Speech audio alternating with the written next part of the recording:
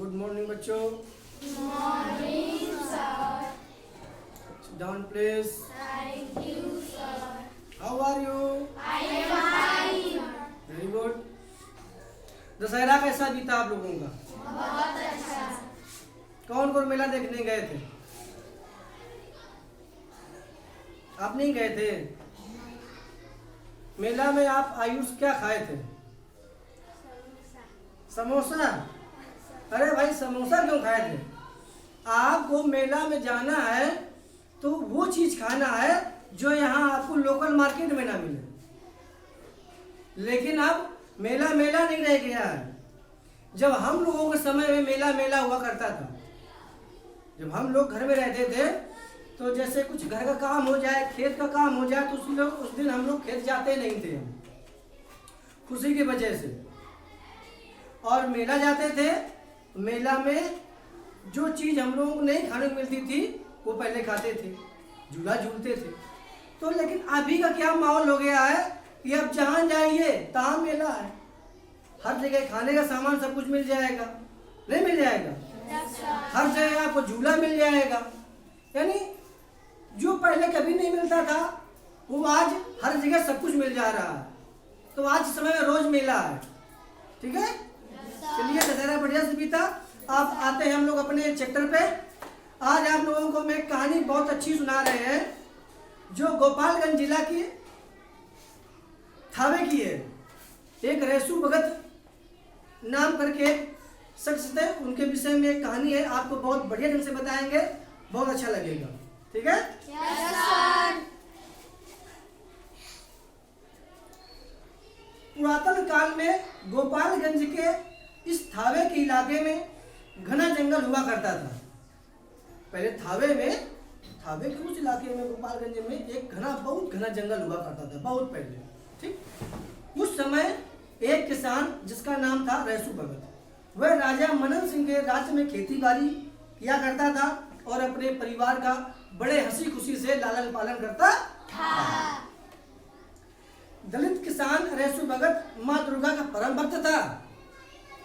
जो रेसू भगत थे तो वो एक दलित परिवार से आते थे, तो लोग उनको मंदिर में जाने के लिए मना भी लोग करता था, लेकिन वो माँ का सच्चा भक्त था। वो माँ का बहुत सच्चा भक्त था। और जो सच्चे मन से ईश्वर को, भगवान को मानते हैं, तो समझ लीजिए भगवान उनकी मनोकामना पूरी करते हैं, ठीक है? Yes sir.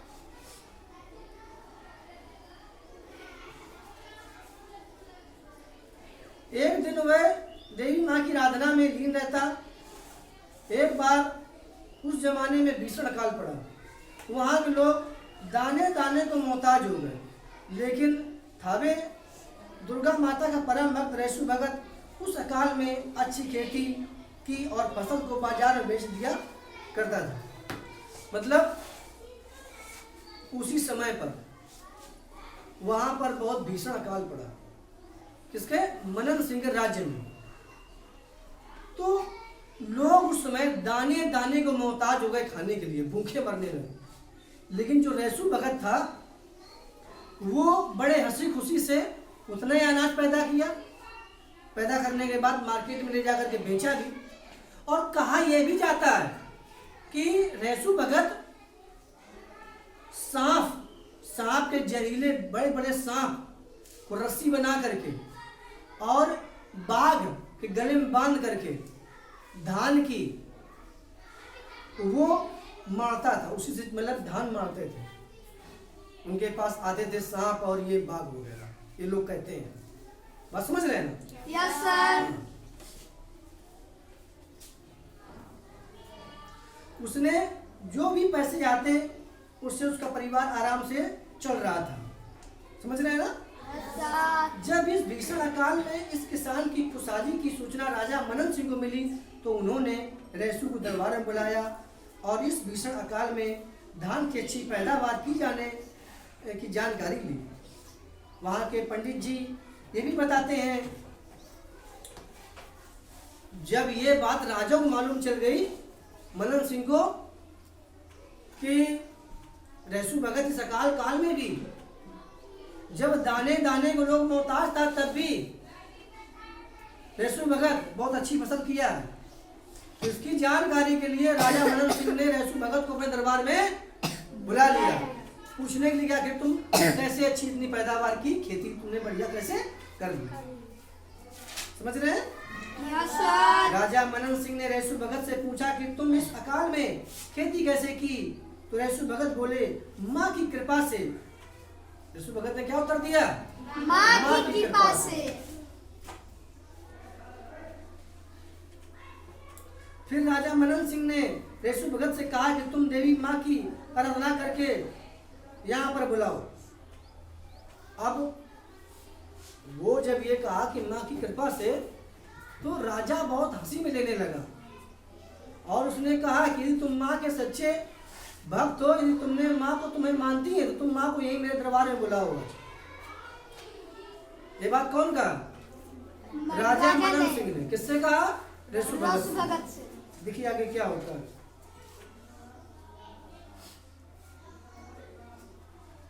तब रेशु भगत क्या कह रहे हैं?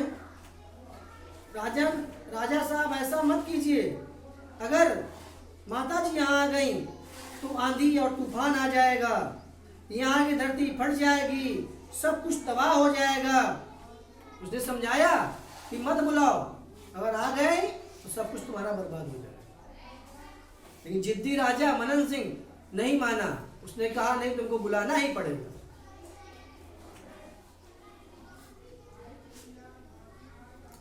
राजा के आदेश के बाद रेशु भगत देवी माँ की आराधना शुरू कर दी।